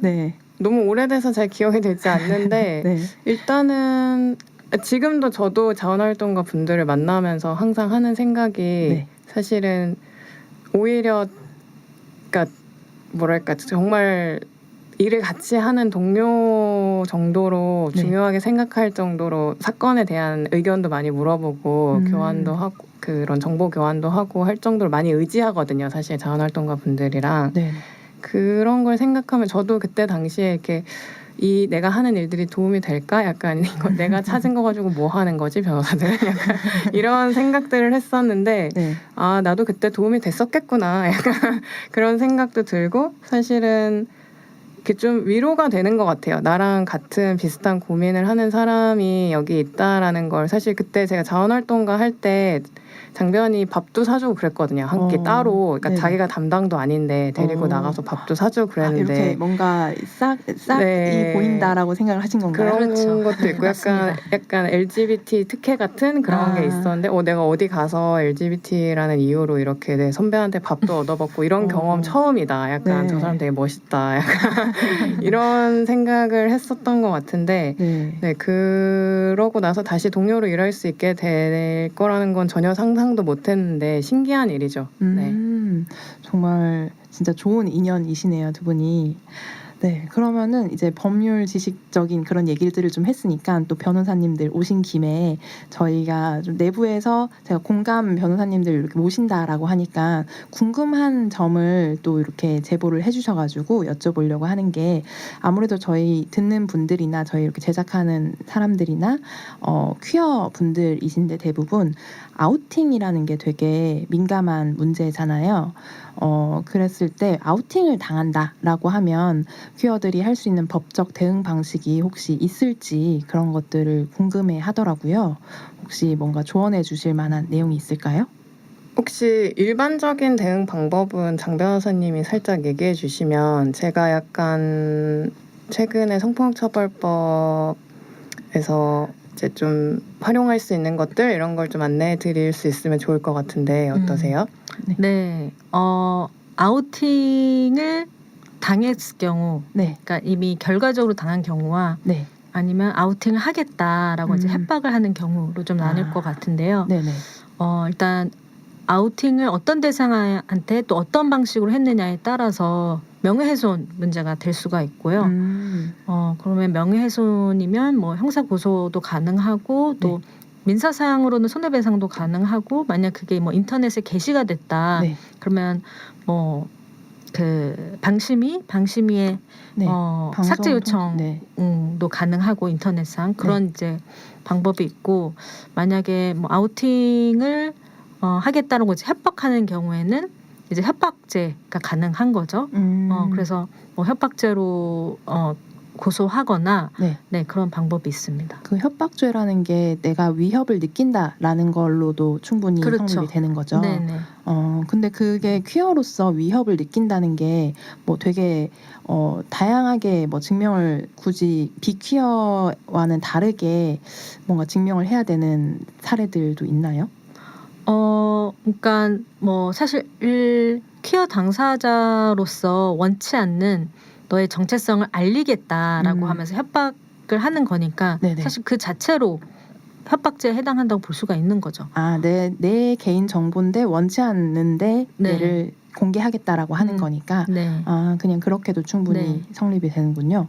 그러면은 이제 최근에 있었던 사건과 엮어서는 이제 백소윤 변호사님께서 뭐 얘기해 주실 게 있다고 했는데 사건이기도 하고 이제 최근에는 이제 아우팅 협박을 할 때도 그냥 뭐 글이나 문자로 뭐 말로 소문을 내겠다 뭐 회사로 찾아가겠다 이런 식이 예전 방식이라면 사실 요즘에는 뭐 인터넷상에 올리겠다 아니면 너랑 나랑 같이 찍었던 사진 혹은 내가 몰래 찍었던 사진 내가 가지고 있는 거 네가 성소수자라는 걸 누구나 알 수 있는 사진 내가 가지고 있다라면서 뭔가 촬영된 내용들이나 이런 걸 가지고 협박을 할 수도 있잖아요.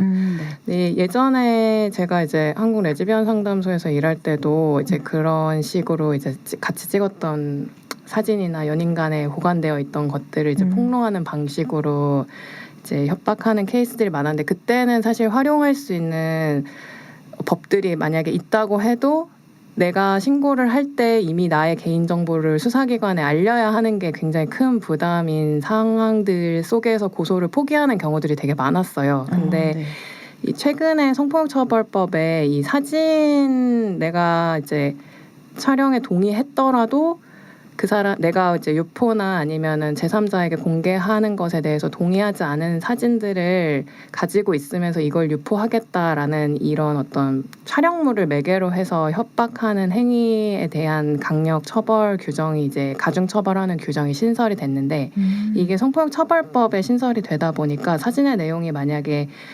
조금 신체나 아니면 어떤 내밀한 성적 관계랑 관련된 사진들을 내용으로 하고 있는 사진들을 가지고 그런 협박을 할 때는 이제 성폭력 피해자에 준해서 보호를 받기 때문에 협박에 해당하지만 협박을 가지고 신고를 할 때 철저하게 익명이 보장되는 방식으로 수사 진행을 요구할 수 있어요. 그래서 이렇게 새롭게 법이 개정된 걸 가지고 그 장 변호사님이랑도 같이 지원했던 건이 있는데 이제 본인의 이제 파트너가 성관계 중에 갑자기 찍었던 사진을 가지고 본인한테 다시 아우팅 협박을 하고 있는 상황에서 이제 이거를 경찰에 가서 혼자 신고하기 너무 두렵다. 신고했을 때 내 개인정보까지 다 경찰에 혹은 상대방한테 다 노출되는 거 아니냐 이런 것들을 굉장히 불안해하는 피해자가 있었는데 이제 이런 법이 있어서 사실상 커밍아웃을 하더라도 내 개인정보가 철저히 익명화된 방식으로 사건을 진행할 수 있으니까 한번 고소를 진행해보자 이렇게 했는데 그분이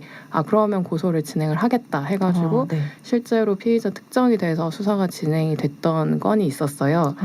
그래서 이런 정보들을 좀 가지시고 만약에 지금 어떤 어려운 상황에 있으시다면 당연히 내가 보호받을 권리가 더 우선이고 도움을 요청할 곳이 있다라고 생각을 하시고 저희 쪽으로 언제든지 연락을 해서 상담을 받으시면 좋을 것 같습니다. 그렇게 이제 만약에 도움이 필요할 때 어떤 방식으로 공감에 도움을 요청할 수 있을까요? 그러면 일단 저희는 기본적인 원칙은 홈페이지에 함께소송 지원 신청란을 두고 있어요. 그래서 24시간 언제든지 사건 신청을 하실 수 있고 사건을 신청하시면 해당 주제에 따라서 관련 영역에서 활동하고 있는 변호사한테 사건이 배분되고 지원 여부를 판단해서 다시 이제 필요한 사실관계 확인을 위한 경우에는 이제 변호사가 직접 연락을 드리는 방식으로 하고 있습니다. 네. 그럼 혹시라도 도움이 필요하시다면은 꼭 이제 공감 홈페이지를 참고해 주시면 되는데 그냥 포털 사이트에 공감 또는 이제 공익인권법재단 공감이라고 검색하시면 나오니까요. 이렇게 참고해 주시면 될 것 같고 혹시 뭐 못 찾으시겠으면은 저희 레주파로 문의해 주시면은 저희가 안내해 드릴게요. 자, 그러면은 저희 각자 이야기를 좀 들어보려고 하는데요. 각자 이야기로 넘어가기 전에 17년 차 되신 장서연 변호사님께서 혹시 듣고 싶은 노래 있으시면은 저희가 한번 들려드리려고 하거든요. 네, 신청곡 있으실까요? 네, 제가 그 오마이걸의 팬이에요.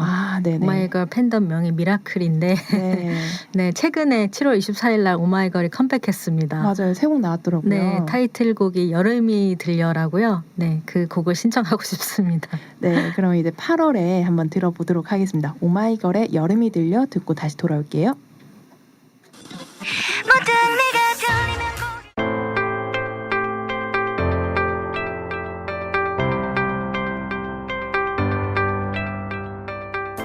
2004년 시작한 최초의 공익변호사 단체 공감이 20살이 됩니다.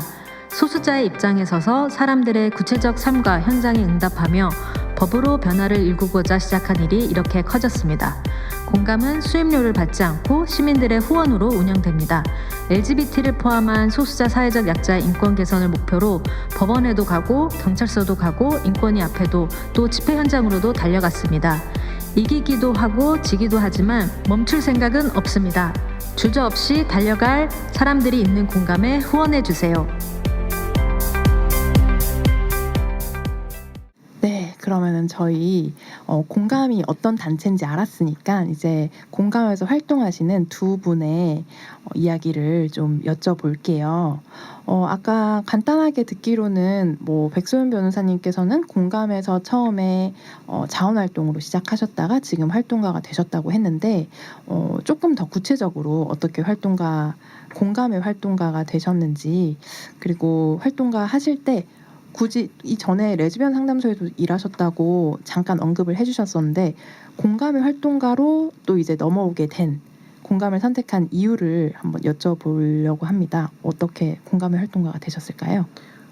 네. 저는 아까 말씀드린 것처럼 한 2008년부터 2년까지 한국 레즈비언 상담소에서 일을 했었고요. 네. 아마 그때도 이 레즈파의 코너 약간 청량님이 계실 때였나? 그때 코너로도 옛날이라서. 이렇게 상담 코너로 참여해서 막 각색해서 역할극하고 이랬던 기억이 갑자기 여기 오니까 생각이 나는데 네, 그때 이 공간이 아니라 조금 다른 다른 건물이었죠. 데였던 네네. 것 같아요. 근데 뭐 예전에 그렇게 활동했던 배경도 영향을 미쳤던 것 같고요. 네. 근데 이제 그 활동 한 5년 정도 하면서 조금 이런 활동을 좀 잘 오래 할 수 있는 방법이 뭐가 있을까 이걸 한참 좀 진지하게 고민했던 때가 있었던 것 같아요. 네. 그래서 같이 활동하던 사람들 중에 어떤 사람은 뭐 공부를 하러 가기도 하고, 그러니까 유학을 가기도 하고 진학을 하기도 하고 네. 뭐 다른 직업이 더 중요해져서 운동 공간을 떠나기도 하는데 저는 이걸 좀 잘 해보고 싶은데 좋은 방법이 없을까 오래오래 잘 할 수 있는 방법은 좀 없는 걸까 약간 불안하기도 하고 이걸 그만둬야 될까 네. 그런 고민을 하다가 좋은 케이스들이 점점 많이 생기던 시기였어요. 그때가 뭐 물론 장변도 오랫동안 그 자리에 있었던 영향도 있고 또 네. 희망을 만드는 법이라는 새로운 공익변호사 단체가 새로 생기는 걸 목격하는 시기이기도 하고 그래서 해볼 수 있나? 약간 그런 생각을 했던 것 같아요. 그래서 공부를 하게 됐고 그러고 나서는 어디를 선택하게 될까에 대해서는 구체적으로 생각하지는 않았던 것 같은데 희망법이냐 공감이냐 뭐 다른 곳이냐 희망법 당연히 공감을 먼저 선택해야죠. 네, 제가 실무소속도 희망법에서 공감이 하고 최초의 공익 변호사 단체인데. 네. 그래서 뭐 시험을 보고 나왔는데 마침 운이 정말 좋게 채용 공고가 났어요. 공감은 맞아요. 항상 자리가 나는 곳이 아니거든요. 매년 채용하진 않습니다. 빈자리가 나면 그때 채용을 이렇게 17년 차가 버티고 있는데 자리가 나겠어요? 그래서 네, 그런데 이제 우연히 그 타이밍에 자리가 났는데 별로 오래 고민하지 않았던 것 같아요. 이거는 기회다. 이거는 해봐야 되는 거다. 네, 그래서 지금 여기까지 오게 된 것 같습니다. 오히려 활동을 마음먹게 된 계기는 그냥 정말 타이밍이 잘 맞아서다라고 얘기할 수 있을 것 같고 계속하는 이유가 뭐냐라고 최근에 누가 물어봐서 그냥 전혀 정말 아침에 일어나서 출근할 때 아무것도 꾸미지 않고 아무것도 나를 숨기지 않고도 갈 수 있는 회사가 있어서 나는 참 좋다 이렇게 얘기하거든요. 그래서 뭔가 실제로 그게 그냥 뭐 이렇게 예쁘게 꾸미지 않아도 된다라는 게 아니라 정말 있는 그대로의 저의 모습으로 동료들이랑 일할 수 있는 공간이기 때문에 사실은 그게 제일 활동을 하기로 선택하고 또 지속하고 있는 가장 큰 이유 중에 하나인 것 같습니다. 정말로 운명같이 타이밍이 딱딱 잘 들어맞았네요. 네네. 고민하던 시기와 뭐 이제 공부가 끝나던 시기와 뭐 여러 가지 것들이. 네, 그랬던 것 같습니다. 네. 그러면은 17년 차 되신 장 변호사님은 되게 이제 공감 시작하신 지만 해도 정말 오래되셨을 것 같은데요. 네. 그전에도 이제 변호사를 하시다가 공감으로 이제 들어오신 거잖아요. 네. 정확하게 말씀드리면 변호사는 아니고 검사로 1년 일하다가 2007년부터 이제 변호사를 인권법 단체 공감에서 시작을 했고요. 변호사 시작 자체가 공감이었군요. 네네. 그래서 원래는 이제 연수원 수료하고는 저기 순천에 그 광주지방검찰청 순천지청에서 1년 정도 검사로 하다가 마침 그때 공감에서 처음 공개 채용을 한다는 공지를 보고 공감에 지원을 하게 됐고요. 사실 그전에는 저는 학생운동이나 운동에 별로 관심이 없었어요. 사회문제에도 그렇게 그닥 관심이 크지는 않았었는데 근데 어떻게 공감이라는 곳을 들어가게 됐을까요? 공감은 제가 한겨레 신문에서 그 한국 게이 인권운동단체 친구 사이에서 이제 무지개 인권상을 1회 시상을 하는데 그게 이제 공감의 정정훈 변호사가 1회 수상자였어요. 그래서 이 성소수자 인권을 다루는 변호사 단체가 있네라고 해서 알고 있었고 네, 그런 공감에서 이제 채용을 한다고 하니 좀 갑작스럽게 네. 지원을 하게 됐죠. 아, 정말 그렇게 미리부터 계획하고 있었던 건 아니지만 그것도 사실 운명 같은 만남이 아닐까 하는 생각이 듭니다. 네, 계획대로 되는 게 없네요. 네, 그러면 검사로 활동하시다가 공감에 들어오시면 되게 많이 분위기가 달랐을 것 같아요. 완전히 달라요. 180%. 네, 180도. 뭐가 제일 다르게 느껴졌어요? 일단 법 쪽에는 기수별로 선후배 위계가 심합니다. 그래서 네. 뭐 사실 나이보다도 기수가 더 중요해요. 맞아요. 저 드라마에서 봤어요. 네, 그래서 제가 검사로 있을 때는 가장 막내 검사인데다가 나이도 가장 어렸기 때문에 1년 차고 그러시니까 보통 그걸 말석이라고 하거든요. 네. 막내 중에 이제 막내였다면 공감에 왔을 때 그런 기수 문화나 선후배 문화가 없이 다 수평적인 관계, 평등한 관계여서 굉장히 달랐어요. 네, 문화가. 그래도 1년 활동하시다 가셨으면 처음에 되게 적응이 쉽지는 않으셨을 수 있겠네요. 근데 제가 생각하기에 저는 기본적으로 권위적인 사람이 아니라고 생각해서 나름 적응을 잘하셨다. 네. 그렇군요. 너무 크게 웃으면 죄송합니다. 뭐 즐거우면 좋은 거죠. 네, 수평적 문화라고 말씀하셨잖아요. 공감은? 이것 보세요. 제가 17년 차가 얘기를 하는데 이게 5년 차가 옆에서 비웃잖아요.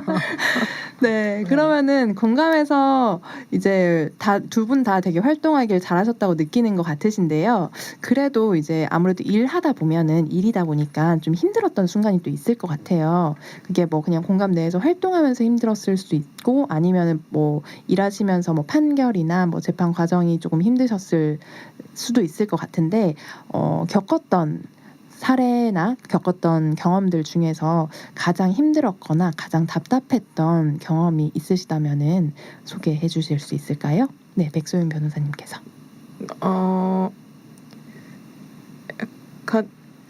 가장 답답한 가장 힘든 것도 뽑고 답답한 것도 뽑았는데 네네네, 둘 다 얘기해 주셔도 돼요. 네, 그러면 가장 힘들었던 순간은 언제일까요? 가장 힘들었던 순간은 사실 너무 어려운, 그러니까 제가 아무리 이리 보고 저리 봐도 이기기 어려울 것 같은 결과를 정말 감히 예상하면서 사건에 임해야 될 때 너무 괴로웠던 시기가 있었어요. 막 변호사가 되고 막 변호사 일을 소송을 이제 막 시작할 수 있었던 시기에 첫 사건이 너무 어려운데 너무 이기기 어려울 것 같은 사건을 맡았어가지고 정말 매일 야근을 하고 퇴근할 때마다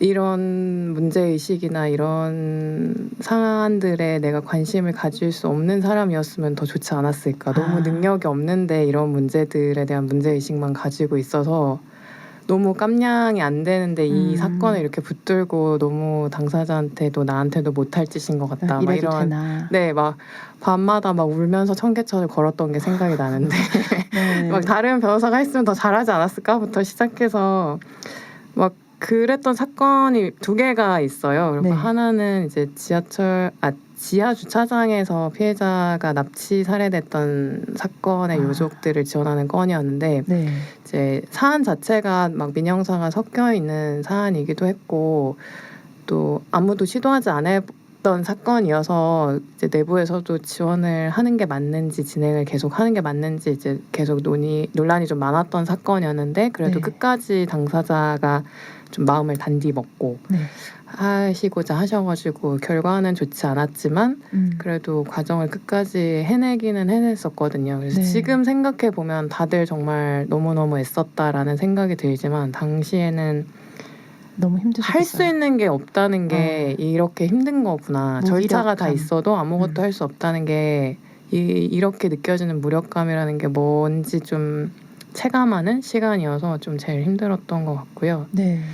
가장 답답한 판결은 사실은 저희가 요즘 한 재작년부터 많이 애를 쓰고 있는 성별정정 사건들의 각 트랜스젠더 개인의 사적인 어떤 이야기들을 들으면서 법적 절차를 이제 쭉 진행할 때 맞아요. 이제 법원이 이 트랜스젠더나 아니면 성소수자에 대해 가지고 있는 편견을 노골적인 편견을 법원에서 확인할 때 너무너무 답답하고 화가 나고 네. 하지만 그 성별정정 사건은 당사자가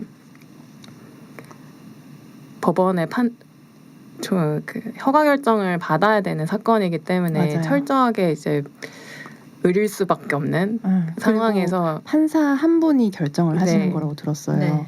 그래서 저도 사실 제 친구 중에서 이제 성별 정정한 친구들 중에서 한 친구는 저도 인후보증서를 이제 2번을 썼거든요. 한 번을 그냥 기각을 말도 안 되게 얘기도 이유도 뭐 제대로 없이 기각하고. 네, 말할 기회도 없이 그냥 무조건 기각.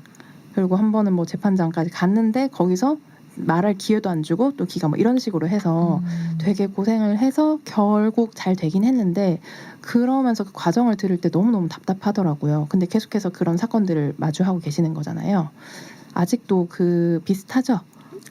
근데 뭐 저희가 당연히 유의미한 결과들을 만들고는 있지만 네. 여전히 좀 네. 판사분들이 하는 질문을 들었을 때 이제 이를 악물게 되는 그런 순간들이 많이 있거든요. 그래서 사실은 이제 이유도 제대로 말하지 않고 신문 과정에서 굉장히 모욕적인 질문들로 신청인들을 대하는 법원의 그 권위적인 태도를 볼 때 정말 답답하고 화가 나고 그런 상황에 처하는 것 같습니다. 근데 대리인이 이 정도면 당사자는 어떨까 싶기도 하고. 네.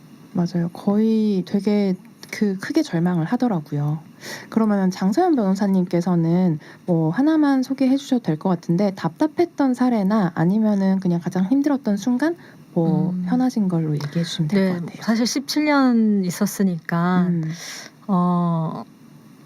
뭐 여러 가지 우여곡절이 있었는데 아무래도 가장 힘들 때는 내가 통제할 수 없을 때예요. 그러니까 예를 들면 뭐 2009년에 이제 용산 참사가 발생했을 때 그러니까 그게 단순한 사건이 아니고 사실 정권의 사활이 걸린 사건이었기 때문에 뭐 검찰이 직접 수사를 하면서 재판을 할 때도 수사 기록을 제대로 법원의 명령에도 내놓지 않고 그런 사실 불공정한 재판을 하는 과정에서 뭐 제대로 좀 변화할 수 없는 뭐 상황이라던가 아니면 2017년이었나요? 그 문재인 대통령 이제 대선 후보 시절에 동성애 반대한다고 해서 그때 당시에 이제 맞아요. 그때 변호사님께서 항의 액션을 하고자 이제 다른 단체 활동가들하고 함께 같이 무지개 시위를 했었는데 그때도 어떻게 보면 뭐 계획했던 그런 상황이 아닌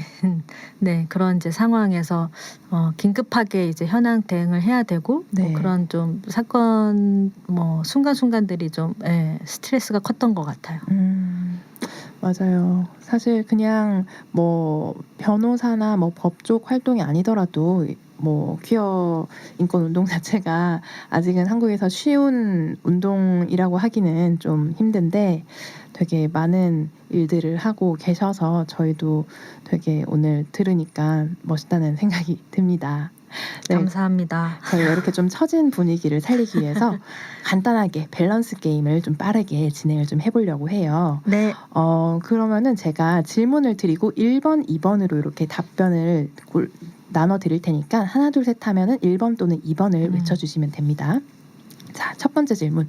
나는 다시 태어난다면 또 활동가가 될 것이다. 1번이 예, 2번이 아니오예요. 하나, 둘, 셋. 1번.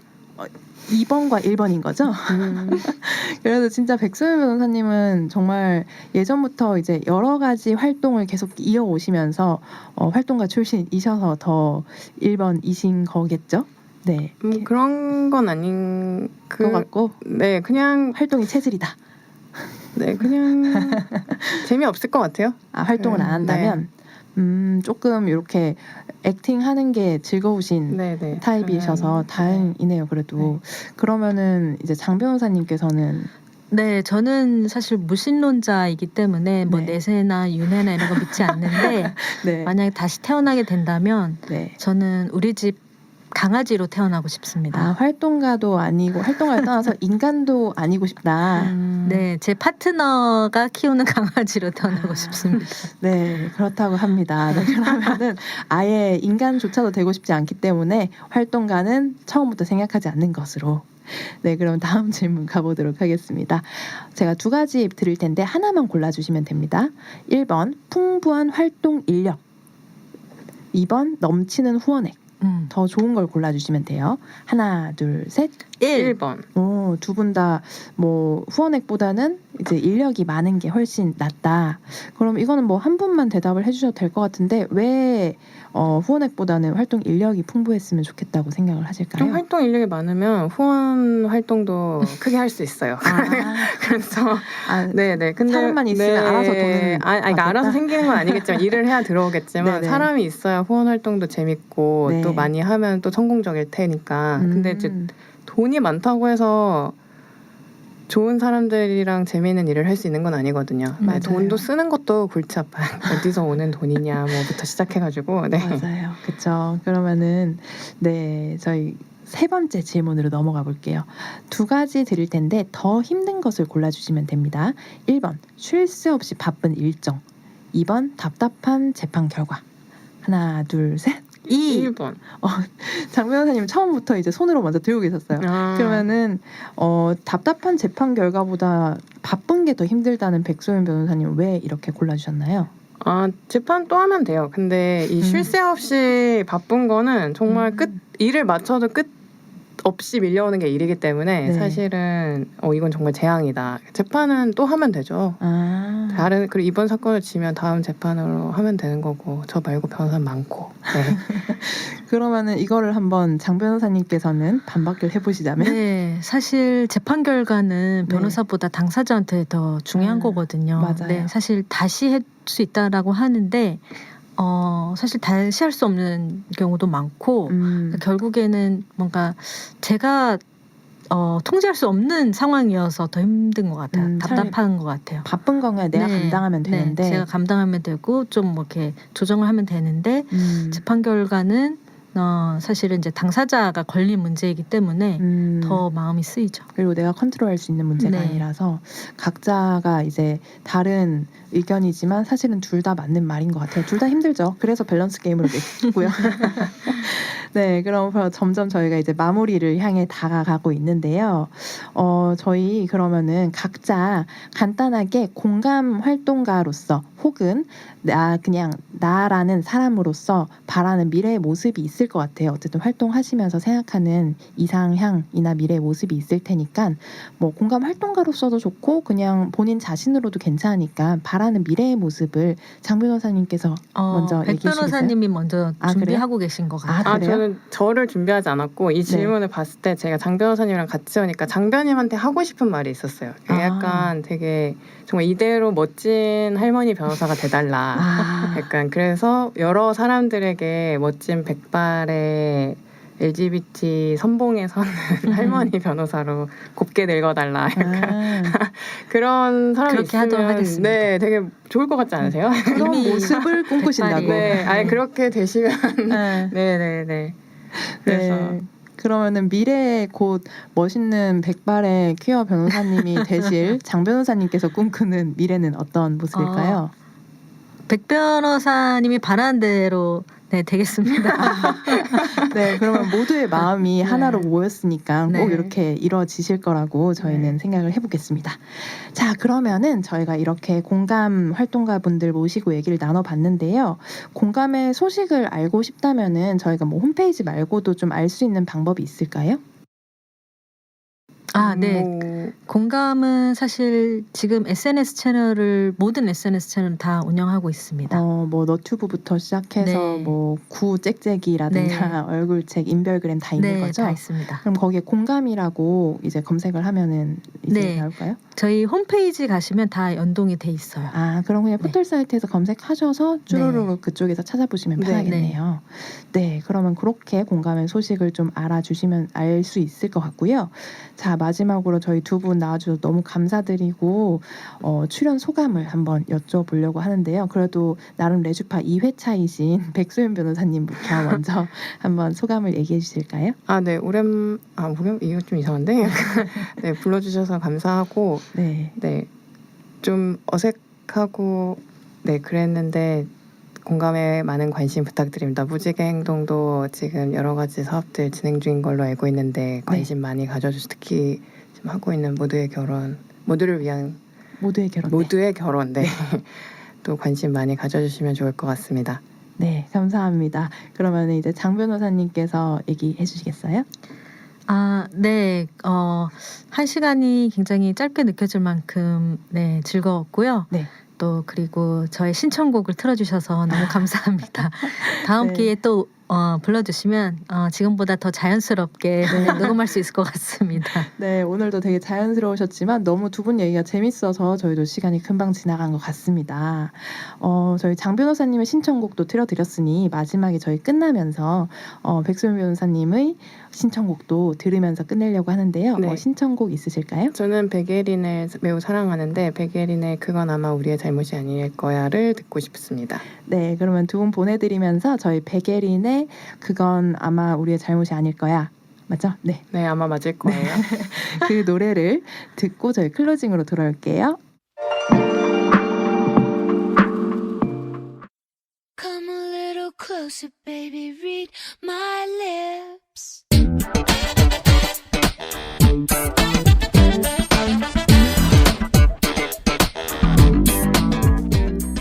여러모로 다사다난했던 여름이 지나가면서 8월의 무지개 트럭도 벌써 마칠 시간이네요.